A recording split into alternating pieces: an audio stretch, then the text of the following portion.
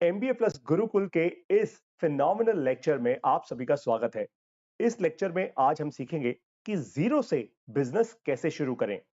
मैं हमेशा आप लोगों को कहता हूं कि मिडिल क्लास इंसान को अगर मिडिल क्लास ट्रैप से बाहर निकलना है तो कुछ तो क्रिएट करना होगा, कुछ तो अपना काम करना होगा। लेकिन हम लोग अटक जाते हैं। हम में से शायद ही ऐसा कोई एक बिरला बिरला इंसान होता है जो जीरो से शुरुआत करके कुछ बिल्ड कर पाता है। मैं आपको अपनी सच्चाई बताऊं, मैंने अपने जीवन में जो सबसे इंपॉर्टेंट स्किल बिल्ड की है ना, वो यही है कि मैं जीरो से शुरुआत करके बहुत तेजी से बिल्ड कर लेता हूं। जितने में लोग सोच पाते हैं या सोचने या सोचना शुरू करते हैं या कुछ काम करना शुरू करते हैं, मैं बहुत तेजी से कर लेता हूं। अब आपको सिखाने वाला हूं कि जीरो से शुरुआत कैसे करें किसी भी बिजनेस की। इससे पहले कि शुरू करें, आपको पता ही है, अगर आप एमबीए प्लस की मेरी वीडियोस देखते जा रहे हैं, आपको पता है मैं हर बार आपसे एक वादा लेता हूं। ये वादा ये है कि अगले 3 साल के अंदर अंदर आपको अपने परिवार को मिडिल क्लास ट्रैप से बाहर निकालना ही होगा। आपको ये वादा करना है अपने आप से, अपने माता पिता से, अपनी वाइफ से, अपने हस्बैंड से, अपने बच्चों से। क्योंकि अगर ऐसा नहीं किया तो जिंदगी आपके लिए मुश्किल नहीं होने वाली, जिंदगी आपके लिए महंगी होने वाली है। और दोस्त, जब महंगाई की चपत लगती है ना, बहुत बुरा होता है। हम सबने फील किया है कभी ना कभी। कभी किसी हॉस्पिटल में गए हो, इलाज कराने के पैसे ना हो, एमआरआई कराने के पैसे ना हो, किसी से मांगने पड़े हो, किसी से कुछ करना पड़ा हो, कुछ खरीदने के लिए किसी से लोन लेना पड़ा हो। भाई, ये सब चीजें ना अब होती रहेंगी भारत देश के अंदर। क्योंकि महंगाई केवल बढ़ेगी, वो घटने नहीं वाली किसी भी हालत में। ये बात आप देख लीजिएगा। बाकी मर्जी आपकी है। आप मेरी बात ना मानो तो वो आपकी अपनी पर्सनल चॉइस है। राइट, आगे बढ़ते हैं। अगर आपको मिडिल क्लास ट्रैप से बाहर निकलना है तो केवल दो तरीके हैं जो मैंने अपने जीवन में जेन्युइनली देखे हैं। एक है सही शिक्षा, दूसरा है सही संगत। ये दो सबसे क्रिटिकल तरीके हैं, सही शिक्षा और सही संगत। अब आते हैं मुद्दे की बात पे। सबसे पहली चीज, बिजनेस शुरू करने से पहले दो क्रिटिकल रूल्स समझ जाइए। सबसे पहला होता है डिस्ट्रीब्यूशन, दूसरा होता है पैशन। अब ध्यान से समझाता हूं। डिस्ट्रीब्यूशन का मतलब यह होता है कि बिजनेस केवल वही शुरू करो जिसका डिस्ट्रीब्यूशन आपके पास हो, ऑलरेडी हो, ढूंढने ना जाना पड़े, ऑलरेडी हो। डिस्ट्रीब्यूशन का मतलब होता है आपके पास किस कस्टमर का एक्सेस है। इसका एग्जांपल देता हूं। चलिए, उदाहरण के तौर पे मान लीजिए मैं दिल्ली में रहता हूं, और मैं दिल्ली में एक ऐसे जगह पे रहता हूं जहां पे लेट्स से लखपति करोड़पति लोग रहते हैं। ठीक है, मान लेते हैं, ऐसा मैं एक एग्जांपल ले रहा हूं, ऐसा है नहीं।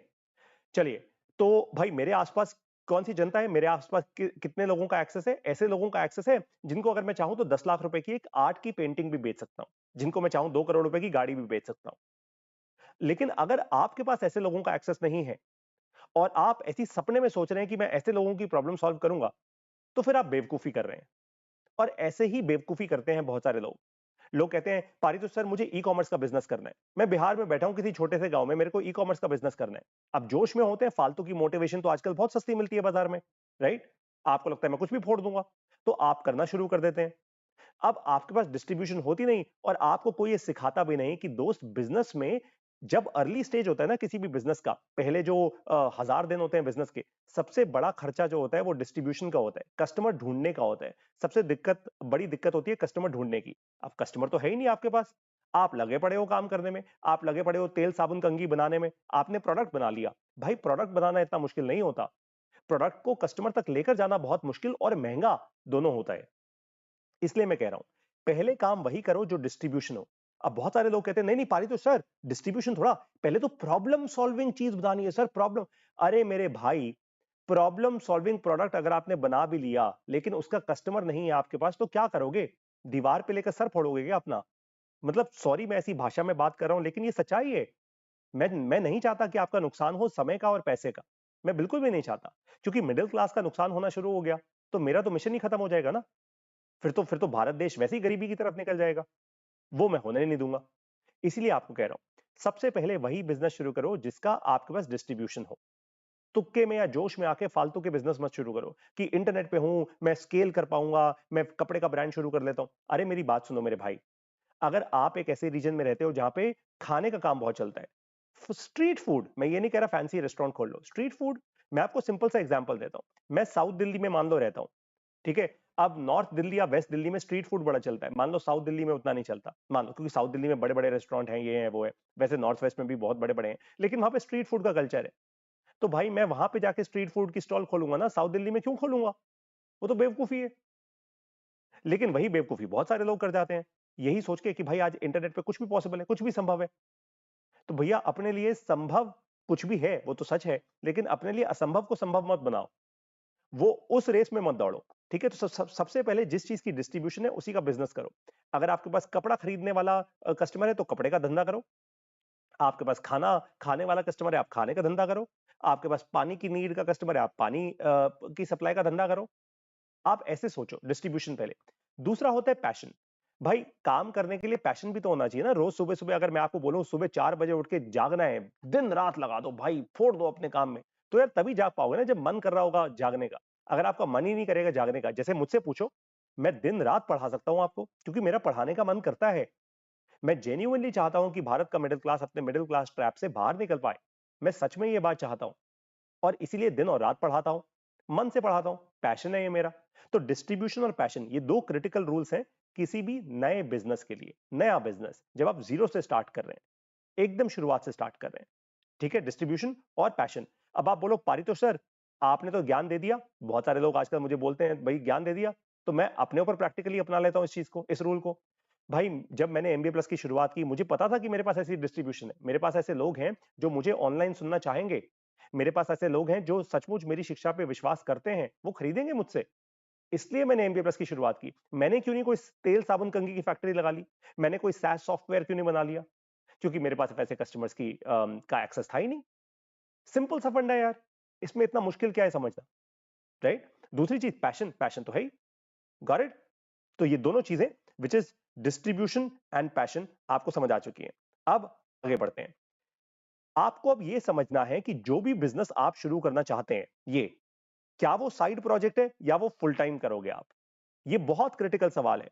क्या वो साइड प्रोजेक्ट मतलब, भाई मैं फुल टाइम कोई नौकरी करता हूं, जॉब करता हूं, मैं सैटरडे संडे को करूंगा, या फिर मान लो मैं अपनी जॉब से घर वापस आता हूं रात को 8 बजे, मैं रात को 9 बजे डिनर खाने के बाद 10 बजे से ये साइड का काम चालू करूंगा अपना। कोई ऑनलाइन वेबसाइट बना ली, ई कॉमर्स का काम कर, जो भी आप करोगे जिसका डिस्ट्रीब्यूशन आपके पास है। Got it? वो क्यों ऐसा कह रहा हूं? वो इसलिए कह रहा हूं दोस्तों, क्योंकि कोई भी काम करने के लिए आपको चाहिए होते हैं रिसोर्सेज। रिसोर्स का मतलब क्या? मेरे पास कौन सी चीजों का एक्सेस है, ऐसा मेरे पास क्या है जिसके कारण मैं काम कर पाऊं। अब रिसोर्सेज होते हैं 4 प्रकार के। अगर आपने एमबीए प्लस की क्लासेस पहले की हो तो आपको पता होगा। रिसोर्स होते हैं पीटीएमटी। ये पीटीएमटी रिसोर्स होता है, राइट? अब पीटीएमटी अगर आपके पास है तो आप आगे बढ़ जाओगे, नहीं है तो बिजनेस में मात खाओगे। ये क्या होता है? पीपल, टाइम, मनी और टेक्नोलॉजी। यानी लोग, समय, पैसा और टेक्नोलॉजी, बस यही 4 प्रकार के रिसोर्सेज होते हैं किसी भी बिजनेस को आगे बढ़ाने के लिए। पीपल, टाइम, मनी और टेक्नोलॉजी। अगर आपके पास है ही नहीं तो आप आगे बढ़ ही नहीं पाओगे। ये तो साफ सी बात है यार, राइट? तो आपको अब डिफाइन ये भी करना है बाय द वे, कि साइड प्रोजेक्ट है तो शायद आपको इतने सारे रिसोर्सेज ना चाहिए हो।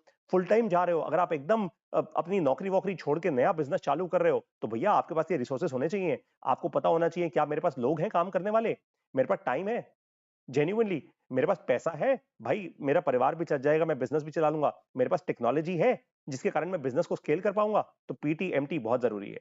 बात ये बारी है नंबर 3 पॉइंट की। How soon can you create and sell 1 unit? मेरी बात ध्यान से सुनना। बहुत सारे लोग आजकल फालतू की मोटिवेशन देकर आपको बोलते हैं भाई काम को बढ़ाओ, काम को स्प्रेड करो, काम को स्केल करो, आपको बड़ा सोचना चाहिए, बड़ी सोच रखनी चाहिए। भैया मैं ये सब नहीं बोलता, मैं इसका ठीक उल्टा बोलता हूं। मैं कहता हूं कि आप कितनी जल्दी पहली यूनिट बनाकर बेच सकते हो। जब मैंने एमबीए प्लस की शुरुआत की, आपको क्या लगता है मैंने पहले ही 10 कोर्सेज लॉन्च कर दिए? नहीं किए। मैंने सबसे पहले जूम पे पढ़ाना शुरू किया, फिर फेसबुक लाइव्स करना शुरू किया, उसके बाद जाके मैंने अपनी ऐप लॉन्च की। तो मैंने अपना पहला यूनिट, मतलब मेरे प्रोडक्ट का पहला यूनिट क्या था? मेरी जूम पे क्लास थी, वो पहला यूनिट था। अब आप अगर तेल साबुन कंघी बनाना चाहते हो, आप खाने का कोई आइटम बनाना चाहते हो, तो बस केवल इतना पहला स्टेप ले लो, पहला यूनिट बना लो। आपको अगर मान लीजिए पकौड़े बनाने हैं, तो भैया पहला 250 ग्राम पकौड़ा बना लो। अब ये देखो वो 250 ग्राम पकौड़ा बनाने में आपके कितने रिसोर्सेज गए? पीटीएमटी, पीपल, टाइम, मनी, टेक्नोलॉजी, कितना कितना गया आपका? कितना कॉस्ट आया आपका? और फिर तुरंत उसको बेचने जाओ। अगर आपका वो कॉस्ट आया मान लो 100 रुपए का, आपने 250 ग्राम पकौड़े बनाए 100 रुपए के, मान लेते हैं, वैसे इतना इतना महंगा बनेगा नहीं, बट मान लो चलो 100 रुपए लग गए आपके, ठीक है? क्या आप उसको 200 रुपए में बेच सकते हो? 100 पे 100 बना सकते हो? अगर नहीं तो क्या 150 में बेच सकते हो? पहले वो करके आओ। मैं चाहता ही नहीं कि अभी आप ये सोचो, अरे यार मैं 1000 पकौड़ों की स्टॉल कैसे लगाऊंगा, मेरा काउंटर कहाँ खुलेगा, मेरी दुकान कहाँ खुलेगी, मैं क्या फैंसी सा ब्रांड बनाऊंगा, मेरे पास मार्केटिंग का पैसा कहाँ से आएगा, मैं फ्लायर कैसे बांटूंगा, लोग कहाँ से आएंगे, कौन सी मार्क माफी चाहता हूं, कौन सी मार्केट में मेरी स्टॉल लगेगी, वगैरह वगैरह। मैं चाहता हूं आप केवल एक यूनिट बना लो अपने प्रोडक्ट की और उस एक यूनिट को आप 100% मार्जिन पे बेच के आओगे।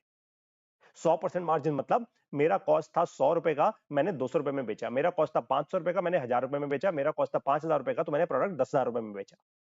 मैं ये चाहता हूं। उससे आपको समझ आएगा बनाने में कितना दम लगता है और बेचने में कितना दम लगता है। समझे? इसको कहते हैं जीरो लेवल डैशबोर्ड। जब मैं लोगों को कंसल्ट करता हूं, जब मैं बिजनेस ओनर्स को कंसल्ट करता हूं, मैं सबसे पहले उनसे यही पूछता हूं, आपका जीरो लेवल डैशबोर्ड क्या है? Zero level. भाई कुछ चालू कर रहे हो, कहीं अटक गए हो, कुछ टूट गया है, कोई सिस्टम प्रोसेस फट गया है आपकी कंपनी के अंदर, तो जीरो लेवल डैशबोर्ड पे लेके जाओ पहले तो मेरे को समझाओ शुरुआत कैसे की थी, ट्रैक किया उसको। मैं आपको अपने एक्सपीरियंस से बता रहा हूं, मैंने आज तक अगर मान लीजिए 20 लोगों को कंसल्ट किया होगा ना, सच बता रहा हूं 20 में से 20 लोग उनके पास ये डैशबोर्ड ही नहीं होता। जोश में आके चालू कर देते हैं कुछ भी, जोश में। जोश है भाई। सर मेरे चाचा के लड़के का बिजनेस बहुत बढ़िया चल रहा है, मैंने भी चला लिया। सर मेरे दोस्त ने ये फैक्ट्री डाली, मैंने भी डाल ली। सर मेरे को किसी यूट्यूबर ने बता दिया, सर ये वाला काम कर लो, मैंने भी कर लिया सर, मैंने तो फ्रेंचाइजी ले ली। सर ऐसे लिया मैंने तो। मैं कहता हूँ भैया तो हाथ जोड़ के भाई आज मेरे पास आ रहे हो तो अपना नुकसान करके आ रहे हो, मैं क्या करूं फिर? मतलब आपको ये अकल होनी चाहिए थी पहले, राइट? तो आपने स्टेप नंबर 3 समझ लिया कि पहली एक यूनिट बनानी है बस। एक यूनिट बनाओ, 100% मार्जिन पे बेचो। बस एक यूनिट चाहता हूं मैं आपसे।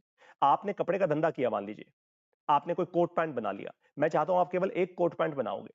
आपने सुई धागा बनाया, आपने कुछ फैंसी सा मोबाइल का कवर बना लिया, जो भी, उसकी एक यूनिट बनाओ बस। एक यूनिट मतलब एक पीस। Simple as that. उतना कर सकते हो? जाओ करो, एक्शन लो। भैया सीखने से धंधे नहीं बन जाते, एक्शन लेने से पैसा आता है जेब में। ठीक है? नंबर 4, इसको कहते हैं वैलिडेशन। वैलिडेशन मतलब ये अंग्रेजी का शब्द है, आपको हिंदी में समझाता हूं, वैलिडेट करना। जैसे अभी अगर मैं मान लो मैं आपको बोलूं भाई दिन है, तो आप बाहर खिड़की से बाहर देख के बता सकते हो ना दिन है, या सूरज की रोशनी है, दिन है भैया। है ना? जब सूरज ढल जाएगा तो रात हो जाएगी। तो वैलिडेशन हो जाएगी ना यार, कि खिड़की से बाहर देख के मैंने बता दिया, वैलिडेट कर दिया मैंने, पारितोष सर की बात को वैलिडेट कर दिया मैंने। राइट? अब मैं चाहता हूं कि आप अपने बिजनेस का जो भी आपने प्रोडक्ट या सर्विस बनाया है, आप उसको कस्टमर के पास जाके वैलिडेट करवाओ। और वैलिडेशन के दो तरीके होते हैं। पहला, जब कस्टमर आपको पैसा देगा, भाई पैसा देगा तो उसको बात अच्छी लगी आपकी, उसको सर्विस और प्रोडक्ट अच्छा लगा, तभी उसने आपको पैसा दिया। दूसरा, कस्टमर का फीडबैक लो कि सर मैं और कैसे इंप्रूव करूं, और आप क्या, मतलब अगर मैं आपको कुछ ऐसा देता कि आपके मुंह से वाह वाह ही निकल जाती, आप मेरा नाम 10 लोगों के सामने लेते, आप मेरे नाम की वीडियो बनाते, तो सर ऐसा क्या एक्सपीरियंस देता मैं आपको? कस्टमर आपको फीडबैक देगा। जब वो फीडबैक देना शुरू होगा ना, उसका मतलब ये है कि वो आपसे जुड़ चुका है। अब वो आप में इन्वेस्ट करना चाहता है, and I think that's a great stage. अगर आप उस लेवल तक पहुंच जाओ अपने रिश्ते में अपने कस्टमर के साथ, I think it's phenomenal. Right? तो वैलिडेशन बहुत क्रिटिकल है। मैं आपको बता सकता हूं 100 में से लिटरली 99 लोग, कह रहा हूं 99 लोग यहीं फेल हो जाते हैं, वैलिडेशन नहीं करते। वो अपने मन की वैलिडेशन मान लेते हैं, खुद ही को चैंपियन समझ जाते हैं। जबकि जेफ बेजोस जो अमेज़न के को-फाउंडर हैं, फाउंडर इनफैक्ट, वो हमेशा यही कहते हैं कि यार मेरे लिए तो कस्टमर की वैलिडेशन सब कुछ है, और मैं भी यही कहता हूं। एमबीए प्लस में मेरे लिए कस्टमर का शब्द सब कुछ है। मुझे कोई फर्क नहीं पड़ता मार्केट में कौन मेरे बारे में क्या कहता है। मुझे एक बात का फर्क पड़ता है कि मेरा कस्टमर क्या कहता है। मैं अपना प्रोडक्ट कस्टमर के कहने पे डिजाइन करता हूं, अपने कहने पे नहीं। कस्टमर जो फीडबैक देता है उसकी बात सुन के मैं डिजाइन करता हूं। मैं अपना दिमाग और अपनी बुद्धि लगाता ही नहीं, क्योंकि जो कस्टमर कह रहा है वही सही है भाई। हाँ, उसके ऊपर आप अपने एक्सपीरियंस से और अच्छा बिल्ड कर सकते हो। You can improve that experience. Got it? तो ये 4 इंपॉर्टेंट चीजें हैं जो आपको करनी है बिजनेस शुरू करने से पहले। अगर आप ये 4 चीजें कर गए, मैं आपको वादा कर रहा हूं आप फेल नहीं होगे। हाँ, ये जरूर है 100% मार्जिन में बेचने की जगह हो सकता है आप 50% मार्जिन पे बेच जाओ, लेकिन आप सफलता की सीढ़ी पे पक्का चल जाओगे। ये मैं आपको गारंटी कर रहा हूं। पकौड़े की स्टॉल लगाओ या आप कोई SaaS सॉफ्टवेयर कंपनी खोल लो, मैं आपको गारंटी कर रहा हूं आप फेल नहीं होगे। अगर आपने मेरे ये 4 स्टेप समझ लिए तो। आपको रूल्स तो मिल गए। करना क्या है भाई? भाई रूल्स तो मिल गए, उसके बाद एक ही चीज़ करनी होती है, सीख आपने लिया, अब क्रिएट करना है। अब वो पहला यूनिट क्रिएट करना है। तो जाओ और वो पहला यूनिट क्रिएट करो। सिर्फ पारितोष सर की बातें सुनते रहोगे तो कोई फायदा नहीं होगा उससे। ये मैं खुद कह रहा हूं अपनी आवाज में। भैया एक्शन लोगे तब फायदा होगा। मैं एक्शन ले रहा हूं तब फायदा हो रहा है। समझे इस बात को? ग्रेट। अब आपको कुछ बहुत अमेजिंग बताने वाला हूं। साल 2024 में अब मैं 365 के 365 दिन सिर्फ एक चीज पर फोकस करने वाला हूं और वो है हमारा 1% क्लब। 1% club, 1% club, 1% club. और साथ में एक बहुत बहुत बहुत बहुत जरूरी अनाउंसमेंट करने वाला हूं बहुत ही जल्दी। 31 दिसंबर से पहले पहले अनाउंसमेंट हो जाएगी। वो अनाउंसमेंट करते ही मैं आपको गारंटी दे रहा हूं कि एमबीए प्लस गुरुकुल ने भारत की शिक्षा के क्षेत्र की पूरी गेम चेंज कर दी होगी, पूरी काया पलट कर दी होगी। मैं वादा कर रहा हूं आपसे, और फालतू के शब्द नहीं बोलता, मैं पक्का वादा कर रहा हूं, दिल से वादा कर रहा हूं। हमने भारत की शिक्षा के क्षेत्र में एक नया कीर्ति स्तंभ स्थापित कर दिया होगा। 31 दिसंबर 2023 से पहले पहले ये अनाउंसमेंट कर दूंगा। वो क्यों? क्योंकि हम आते हैं नालंदा की सभ्यता से, हम आते हैं राम के नाम की सभ्यता से, हम आते हैं गुरुकुल की सभ्यता से। और अगर मैं अपने आप को गुरुकुल कह रहा हूं तो गुरुकुल बनना जरूरी है। आप लोगों को थोड़ी बहुत हिंट मिल चुकी होगी, बहुत ही जल्दी आपको पूरी पिक्चर क्लियर हो जाएगी और बहुत खुश होंगे आप लोग। 2024 में मेरा सॉलिड क्लियर एक फोकस है इन 1% क्लब। ये 1% क्लब क्या है? ये 1% क्लब वो सारे लोग हैं जिन्होंने हमारा सुपर पैक लिया हुआ है। सिंपल इज दैट, यानी हमारे सारे के सारे कोर्सेज अब तक के लिए हुए हैं। It's as simple as that, right? जितने भी एमबीए प्लस के लोग हैं उनको 50% इस पे डिस्काउंट मिला हुआ है। जो भी नए लोग हैं जो आज तक एमबीए प्लस में नहीं थे, उनके लिए 1% क्लब की जो फीस है वो है 9,999 रुपए की, पूरे साल की एनुअल फीस है। हर साल ये फीस देनी होगी। फिलहाल 9,999, हो सकता है अगले साल बढ़ जाए, राइट? लेकिन अगले साल मतलब 2025 में पड़ेगी। फिलहाल 2024 में 9,999 है। तो जल्दी से आइए 1% क्लब में। ये गेम चेंजर है, ट्रस्ट मी ऑन दिस। अभी मैं बता नहीं रहा 1% क्लब में आपको लग रहा है सिर्फ कोर्सेज मिलेंगे। नहीं नहीं नहीं नहीं नहीं नहीं नहीं नहीं, मैं तो आपको खुद ही कह रहा हूं कि हो सकता है कि कोर्सेज से कहीं और ज्यादा बढ़ के कुछ ऐसा मिल जाए जिसकी आपने उम्मीद ही नहीं की होगी। ट्रस्ट मी ऑन दिस, आपने उम्मीद ही नहीं की होगी। एमबीए प्लस के लोगों को ऑलरेडी पता लग चुकी है ये न्यूज। मैंने कुछ कुछ अपने ग्रुप में कुछ वॉइस नोट शेयर किए हैं, उन लोगों को बात पता लग चुकी है। अब आप लोग एमबीए प्लस में नहीं है तो आपको नहीं पता लगेगी, लेकिन 31 दिसंबर से पहले आई प्रॉमिस यू पता लग जाएगी। फिलहाल 1% क्लब में आइए और सीखने की अपनी जर्नी तेजी से शुरू कर दीजिए। और आपको एक जाते जाते एक हिंट दे दूं, 1% क्लब में जितने भी लोग होंगे उनको मेरा डायरेक्ट एक्सेस होगा, डायरेक्ट सपोर्ट होगा। कैसे होगा, कहां पे होगा, आपको जल्दी पता लग जाएगा। एक बार फिर से इस क्लास में मेरे साथ बने रहने के लिए, सीखने के लिए, अपने परिवार को मिडिल क्लास ट्रैप से बाहर निकालने के लिए आपका धन्यवाद। नमस्कार और जय हिंद।